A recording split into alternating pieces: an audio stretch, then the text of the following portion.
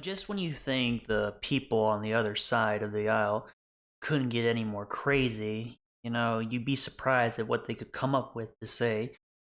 I mean, I say this all the time. The people on the other side never cease to amaze me with what they think, what they say, and what they want to do to our society and this world that we live in.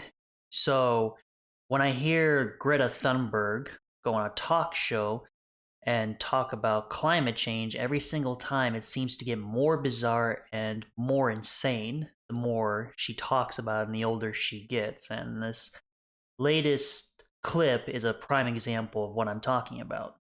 War is always bad, specifically for the planet.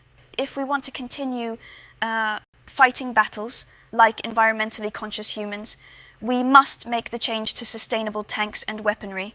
There are so many new concepts for battery-powered fighter jets that can carry many more missiles, biodegradable missiles, of course.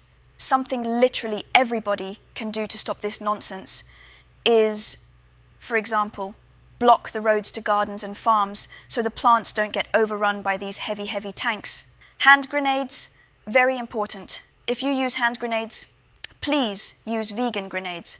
No animal should have to give their life for all this mayhem and chaos. They have a special sticker on them. You really can't miss them in the grenade market or wherever you buy them. Yeah, I cover all of this and more in my newest book, Vegan Wars. When I was in boot camp in the Navy, the last thing my RDCs were teaching us and training us on was climate change. That was the last thing that was on their minds, and that was the last thing that they wanted to teach us recruits when they were training us to become sailors. That was the last thing that was on their mind. Do you know what they were training us to do? They were training us to become basically trained sailors, fully fit and capable of withstanding enemy conflict and protecting our nation, foreign and domestic.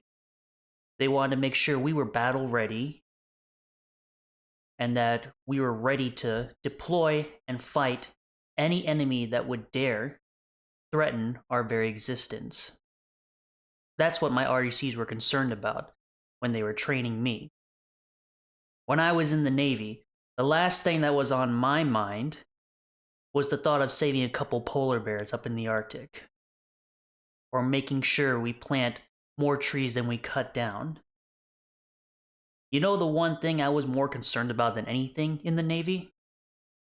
Making sure I was ready to face the enemy that would want to take my head off or kill me. When I joined the United States Navy, I was a prime target for every terrorist in this world. No joke. Every terrorist saw me as a threat, and they wanted me dead. So, saving a few polar bears or a few endangered animals, or caring about a few endangered plants on this earth was the least of my worries.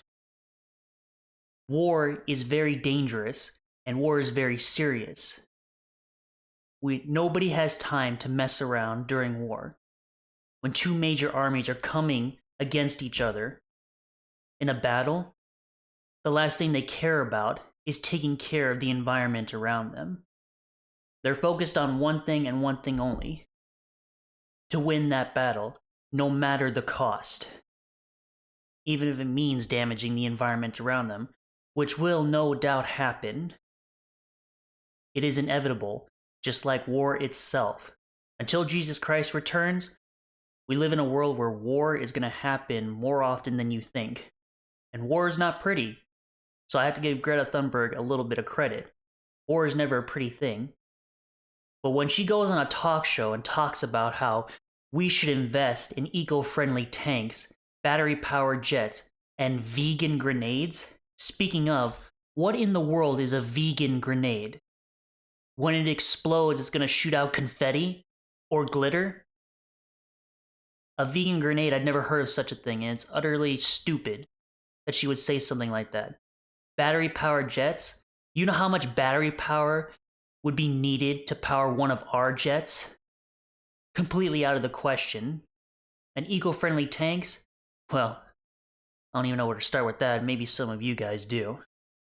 The point I'm trying to make here, Greta Thunberg is living in a fantasy world, and she always has been, ever since she rose to fame on the other side of the aisle, which is quite scary because the other side sees her as a champion for climate change, and she's a champion for my generation, which is a scary thought because she clearly doesn't know what the heck she's talking about anytime she goes on a stage or on a talk show. And that's very clearly evident by the fact that she doesn't even know what war is all about and what the most important thing about war is.